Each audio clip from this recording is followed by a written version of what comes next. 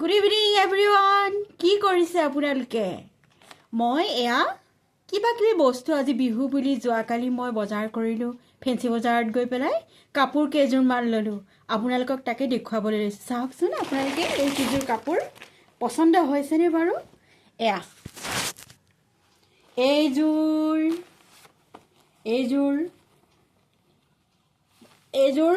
এইটো চিল্কৰ কাপোৰ এযোৰ ল'লোঁ। এইযোৰ কেনেকুৱা লাগিছে জনাবচোন আপোনালোকে। এই কাপোৰযোৰ এইযোৰ আৰু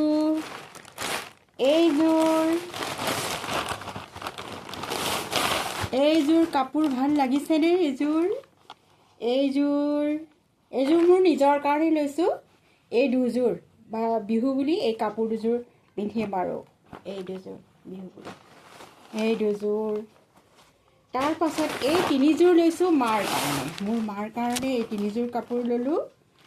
এযোৰ এয়া দুযোৰ এইযোৰ সৈতে তিনিযোৰ কাপোৰ আৰু লগতে এযোৰ ৰঙীন কাপোৰ এযোৰ লৈছোঁ।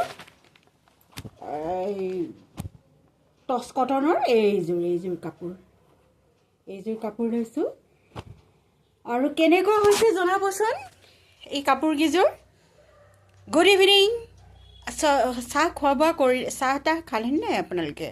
মই লাহে লাহে চাহ বনাওঁ খাওঁ আৰু বিহু বুলি কাপোৰ কেইযোৰ ল'লোঁ। কেনেকুৱা লাগিছে জনাবচোন। আৰু এইকেইযোৰ কাপোৰ বিহুত পিন্ধিম বুলিয়ে ভাবি ল'লোঁ। আপোনালোকে বজাৰ সমাৰ কৰিলেনে বিহুৰ? হেপ্পী বিহু আগতীয়াকৈ দিলোঁ। Good evening.